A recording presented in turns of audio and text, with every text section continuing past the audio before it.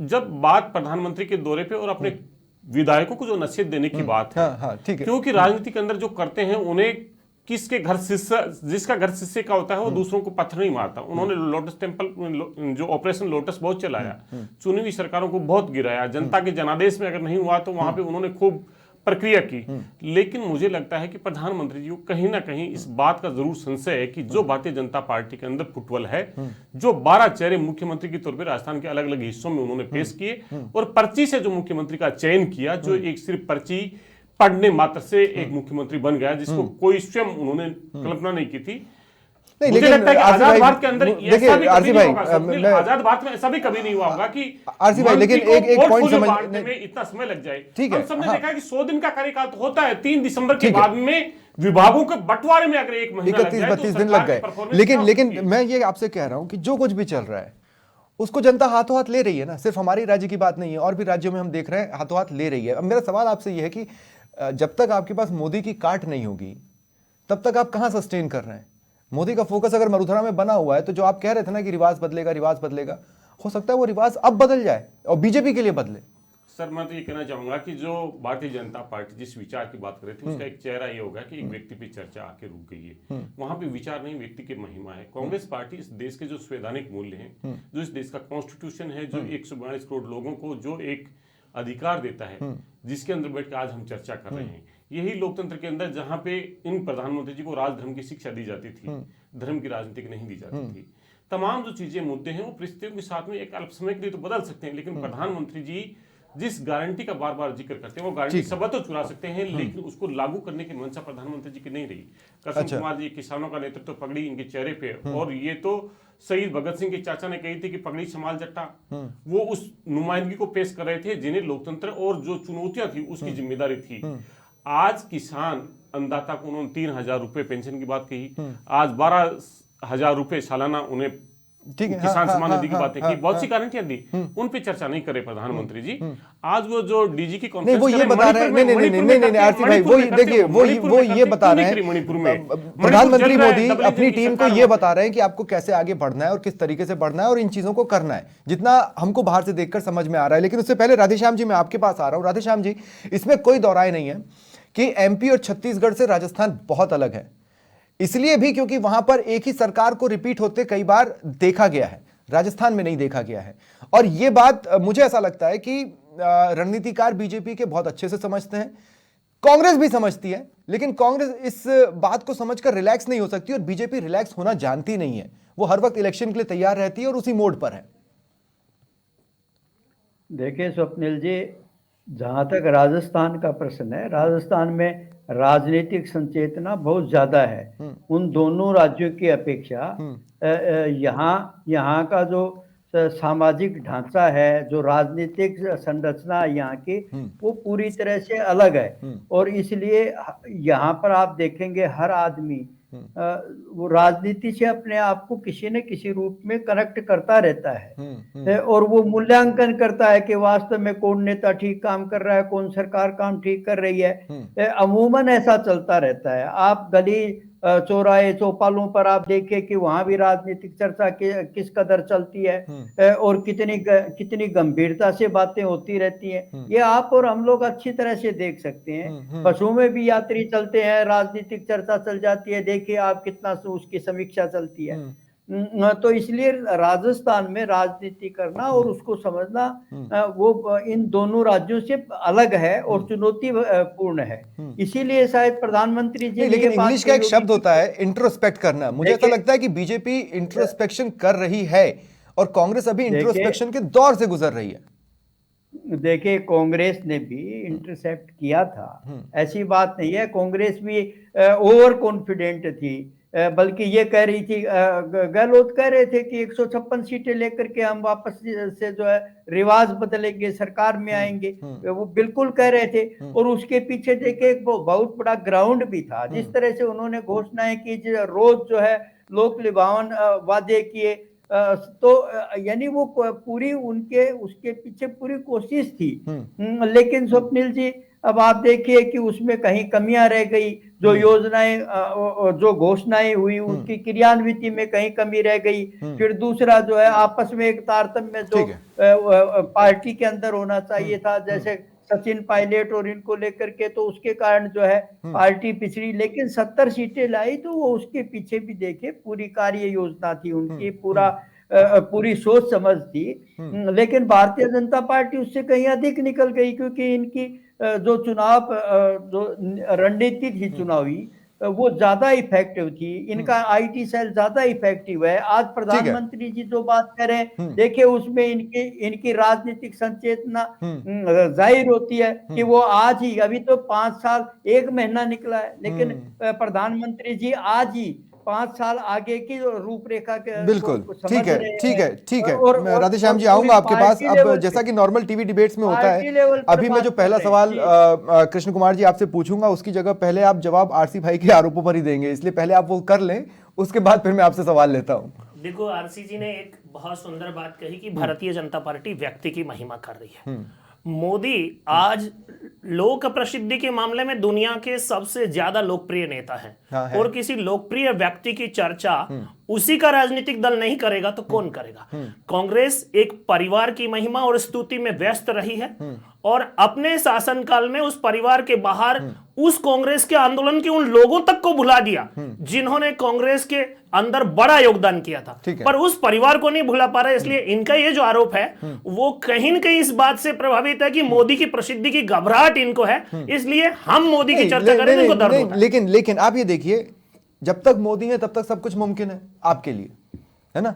मैं किसी का बुरा नहीं चाह रहा हूं, मैं पहले भी ये बात क्लियर कर दूं, और अगर किसी को बुरा लगा हो या मेरे शब्दों का चयन गलत हो तो मैं उसके लिए पहले ही माफी मांग रहा हूं। लेकिन मैं ये कह रहा हूं, उसके बाद क्या आप किसे स्टैंड होते देखते हैं, उस दिशा में तो पार्टी जाते नहीं दिख रही है।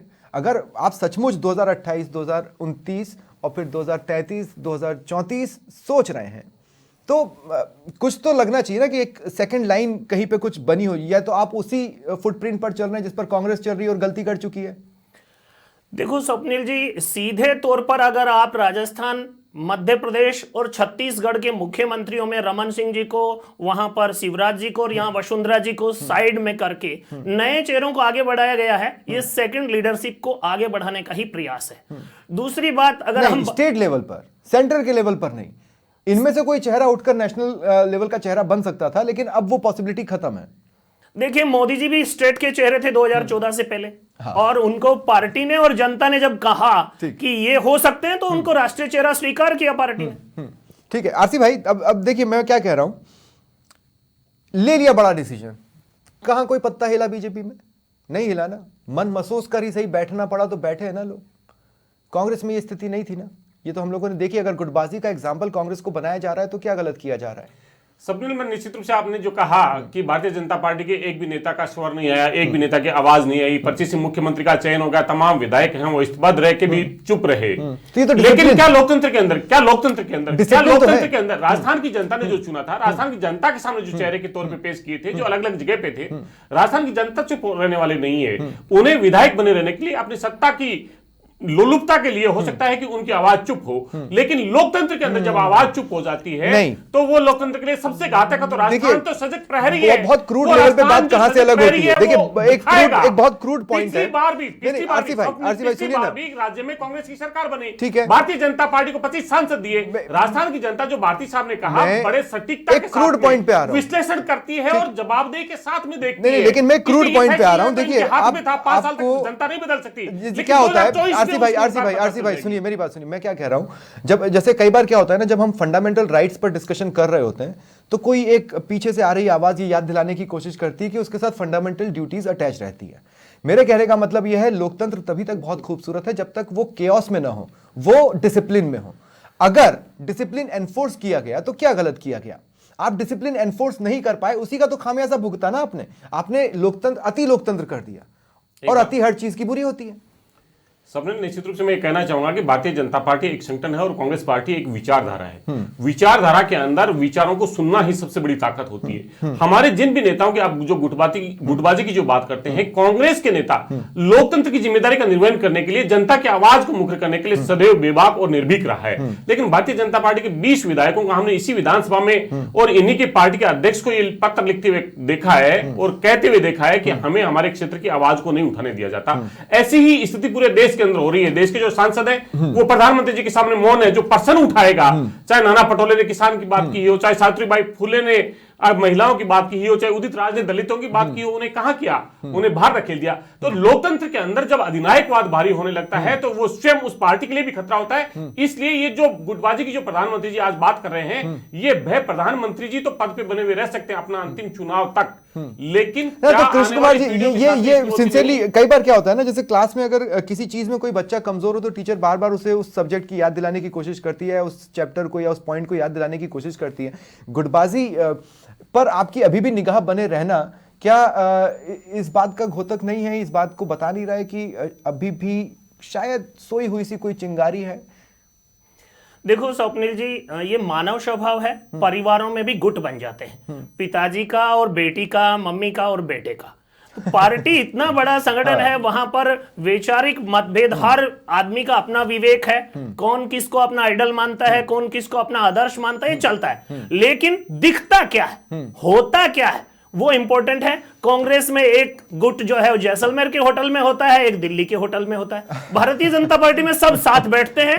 और जैसा आपने एक शब्द काम में लिया कि मन मसोस कर, निश्चित रूप से मन मसोसने की बात नहीं है, वही क्यों, दूसरा क्यों नहीं का सवाल भारतीय जनता पार्टी उन नेताओं से पूछती है। आरसी साहब कुछ जोड़ना चाह रहे हैं, उसके बाद में राधेश्याम जी के पास कृष्ण जी मैं साधुवाद करना स्वप्निल जी मैं साधुवाद करना चाहूंगा कृष्ण जी का, वो बड़ी सहृदयता के साथ उस बात को स्वीकार रहे हैं। आज आप तो स्वीकारे भी नहीं दादा। प्रधानमंत्री जी यहाँ पे हैं, एक गुट प्रधानमंत्री जी के सामने है, दूसरे गुट के मुखिया यहाँ पे नहीं है, जो कृष्ण जी ने पहले ही स्वीकार किया। ये कह रहे हैं कि चाहे तमाम सब चीजें हो, लेकिन हम ग्रुप में नहीं है। देखिए डिफरेंस है। मैं आपको बताता हूं डिफरेंस कैसे है। आप देखिए, विधायक दल की बैठक होनी है और एक ग्रुप कहीं और पहुंच जाए और सिर्फ एक चेहरा ना आए, इसमें डिफरेंस होता है। ये माना जा सकता है, अगर ये कह दें कि वो बीमार है तो माना जा सकता है कि हो सकता है बीमार है, लेकिन जब एक ग्रुप दूसरी जगह पर मौजूद हो तब स्थितियां बदल जाती है ना आरसी साहब। स्वप्निल जी मैं कहना चाहूंगा कि निश्चित रूप से जो आप जिक्र कर रहे हैं उसकी बात से, आपकी बात से इत्तेफाक रखते हुए, सहमति रखते हुए मैं ये कहना चाहूंगा, लेकिन उनकी प्रतिबद्धता फिर भी तो विचार के लिए थी। मुद्दों की लड़ाई हो सकती है, मुद्दों के लिए लेकिन सत्ता के लिए गुटबाजी को तो हमने पहली बार देख रहे हैं, जिसमें ये कह रहे हैं कि हम तो पार्टी भी चारित्रिक चेहरा जिसकी बात करते हैं। आप क्लैरिटी दे दें कृष्ण कुमार जी, इससे पहले कि मैसेज कुछ और डिलीवर हो जो आप देना चाहते हैं उससे अलग। कांग्रेस को ये लगता है, और कांग्रेस लगातार 5 साल में वसुंधरा जी और केंद्रीय नेतृत्व की लड़ाई का लाभ लेने की कोशिश करती रही। अंतिम समय तक गहलोत साहब ये प्रयास करते रहे। कोई लड़ाई थी? देखो, लड़ाई नहीं थी, लड़ाई पैदा करने की कोशिश थी और वो कामयाब नहीं हुई। इसलिए अब वसुंधरा जी का नहीं आना उनके निजी कारण है। उनके साथ चुनाव जीतने के बाद उनके घर पर सहभोज में जाने वाले लोग सारे कार्यक्रम में थे। एक वसुंधरा जी नहीं होने से कोई गुटबाजी, इसीलिए मैंने कहा कि ग्रुप अलग दिखता है। कुछ चेहरों के लिए तो रीजंस बनाए भी जा सकते हैं, अब वो हो या ना हो ये अलग मसला है। लेकिन राधेश्याम जी, मैं आपके पास आ रहा हूं। राधेश्याम जी देखिए, हम उस दौर में हैं जब लोगों को हीरोज पसंद आते हैं।